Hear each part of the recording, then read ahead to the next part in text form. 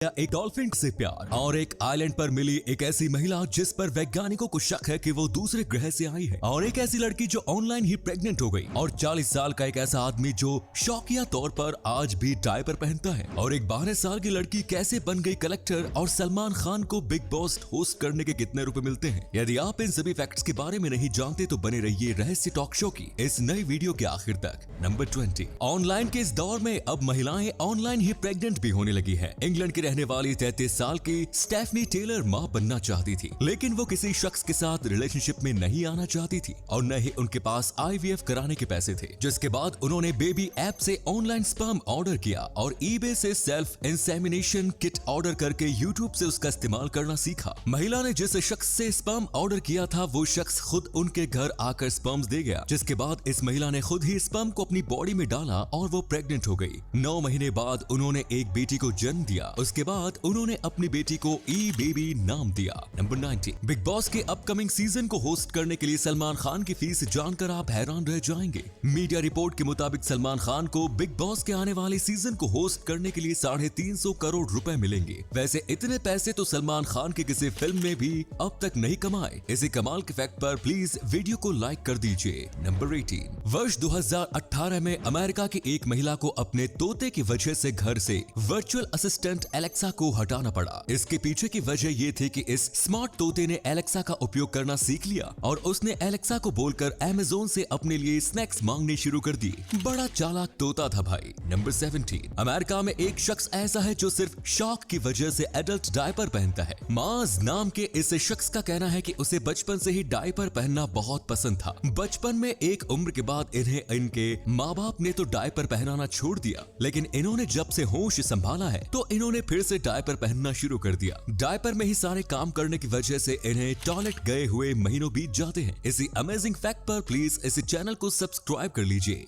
Number 16। England के रहने वाली कॉटनी स्मिथ नाम की इस महिला का पालतू कुत्ता एक अजीबोगरीब समस्या से जूझ रहा है। कॉटनी का कुत्ता हर हिलती हुई चीज को देखकर उत्तेजित हो जाता है और उससे संबंध बनाने की कोशिश करने लगता है। इस कोशिश में वो अपने शरीर को उस चीज से रगड़ने लगता है जो हिल रही होती है। ऐसा करने पर कई बार उसका प्राइवेट पार्ट भी जख्मी हो जाता है। डॉक्टर का कहना है कि कुत्ते की इस आदत की वजह से किसी दिन उसकी जान भी जा सकती है। डॉक्टर का कहना है कि कुत्ते की जान बचाने के लिए जल्द से जल्द उसकी नसबंदी की जाएगी। नंबर 15। जापान के रहने वाले डेइसुक होरी पिछले 12 सालों से हर दिन सिर्फ 30 मिनट के लिए ही सोते हैं। इसके बावजूद उन्हें न तो कोई थकावट होती है और न ही इन 30 मिनट के अलावा उन्हें कभी नींद आती है। डेइसुक होरी का कहना है कि उन्होंने सालों की मेहनत के बाद अपनी बॉडी को ऐसा ट्रेन किया है कि उनकी बॉडी के लिए 30 मिनट की नींद ही काफी होती है। उनका ये भी कहना है कि सिर्फ 30 मिनट सोने की वजह से वो अपनी जिंदगी को दूसरों से ज्यादा एंजॉय करते हैं। नंबर 14। कुछ दिन पहले ही क्रोएशिया के आइलैंड इसले ऑफ KRK में पुलिस को एक ऐसी महिला मिली है जो खुद नहीं जानती कि वह कौन है। हैरानी की बात यह है कि जिस आइलैंड पर ये महिला मिली है वहाँ कोई इंसान ही नहीं रहता।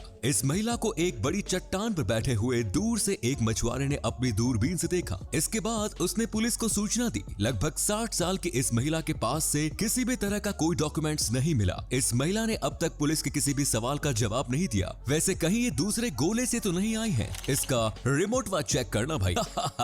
नंबर 13। गुजरात की रहने वाली 12 साल की फ्लोरा एसोडिया नाम की एक लड़की को एक दिन के लिए अहमदाबाद का डिस्ट्रिक्ट कलेक्टर बनाया गया। फ्लोरा एसोडिया को ब्रेन ट्यूमर है और डॉक्टर के अनुसार उनके पास अब बहुत कम जिंदगी बची है। फ्लोरा की हमेशा से ही ये ख्वाहिश थी कि वो पढ़ लिख कर एक दिन कलेक्टर बने, लेकिन बीमारी की वजह से उसका सपना पूरा होता नहीं दिख रहा था। जब अहमदाबाद के डिस्ट्रिक्ट कलेक्टर संदीप सागले को फ्लोरा के बारे में पता चला तो अब उन्होंने इस बच्ची को कलेक्टर बनाकर उसके सपने को पूरा किया। नंबर 12। वर्ष 1960 के दशक में नासा ने एक प्रोजेक्ट की शुरुआत की जिसमें डॉल्फिन्स को इंसानों के साथ बात करने के तरीके सिखाने पर काम करना था। इस काम के लिए 20 साल की मार्गरेट को सिलेक्ट किया गया। इस प्रोजेक्ट में 2 फीमेल डॉल्फिन और एक मेल डॉल्फिन पीटर शामिल थे। मार्गरेट के साथ वक्त बिताने के दौरान पीटर उनकी ओर फिजिकली अट्रैक्ट होने लगा और वो अपनी ओर से मार्गरेट के साथ सेक्स करने की कोशिश करने लगा। इनफैक्ट पीटर ने अपनी ओर से ये किया भी और मार्गरेट भी उसका साथ देती रही। पीटर को मार्गरेट के साथ इस कदर लगाव हो गया कि वो हर वक्त उनके साथ ही रहता था।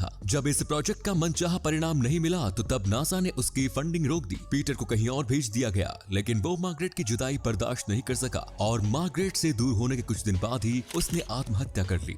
नंबर 11, आपदा को अवसर में कैसे बदलना है, ये हमें थाईलैंड के टैक्सी ड्राइवरों से सीखना चाहिए। कोविड-19 पेंडेमिक के कारण जब टैक्सी कंपनियों को अपनी टैक्सी खड़ी करनी पड़ी, तब थाईलैंड के 2 टैक्सी कोऑपरेटिव कमेटी ने टैक्सी से कमाई करने का एक नया जुगाड़ निकाल लिया। इस कमेटी ने ड्राइवरों की मदद से टैक्सी की छत पर खेती करना शुरू किया और अलग अलग तरह की सब्जियां उगाने लगे। इनकी ये कोशिश कामयाब रही और आज ये लोग टैक्सी के ऊपर कई तरह की सब्जियां उगाकर बाजार में बेच रहे हैं। सलाम है इनके जज्बे को। नंबर 10, नील आर्मस्ट्रॉन्ग के बाद बज अल्ड्रिन चांद पर कदम रखने वाले दूसरे इंसान थी।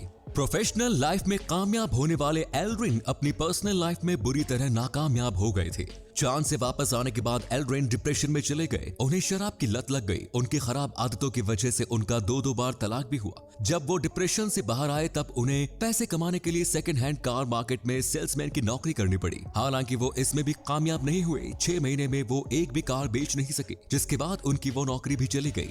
सच में बड़ी दुख भरी दास्तान है इनकी तो। नंबर 9, दोस्तों आपने टीवी सीरियल्स में लोगों को मरने के बाद जिंदा होते हुए तो देखा ही होगा, लेकिन क्या आपने असल में ऐसा देखा है? अमेरिका के रहने वाली कैथी पैटन के साथ ऐसा हुआ। कैथी अपनी प्रेग्नेंट बेटी को डिलीवरी के लिए हॉस्पिटल लेकर गई। हॉस्पिटल जाने के बाद कैथी को हार्ट अटैक आया। उन्हें तुरंत इलाज के लिए ले जाया गया, लेकिन डॉक्टरों ने उन्हें मृत घोषित कर दिया। हालांकि आखिरी कोशिश के तौर पर डॉक्टर ने CPR देना शुरू किया। लगभग 45 मिनट तक मृत रहने के बाद चमत्कार हुआ और कैथी की सांसें फिर से चलने लगी और उनकी पल्स रेट भी लौट आई। नंबर 8, कोरियन वॉर के बैटल ऑफ चोजिन रिजर्वियर के दौरान US मरीन का गोला बारूद खत्म हो गया, तो फिर स्टॉक मंगाने के लिए US मरीन ने कोड वर्ड में अमेरिकन अधिकारियों तक ये बात पहुंचाई। उन्होंने कोड वर्ड में टोटसाई रोल की मांग की। टोटसाई रोल कैंडी का नाम था। अधिकारियों तक US मरीन का मैसेज पहुंच गया और उन लोगों की ओर से एयर ड्रॉप भी आ गया। पर हैरानी की बात ये रही कि एयर ड्रॉप में गोला बारूद के बजाय टोटसाई रोल कैंडी ही था। मतलब अधिकारी कोड वर्ड को समझ नहीं सके और उन्होंने वहीं भेज दिया जिसका नाम लिया गया। नंबर 7, क्या आपने कभी सोचा है कि मच्छर रात के अंधेरे में भी इंसान को ढूंढकर उसका खून कैसे चूस लेता है? मच्छर ऐसा खुद के शरीर में मौजूद इंद्रियों यानी कि सेंसेस से कर पाते हैं। असल में मच्छर की ये इंद्रियां।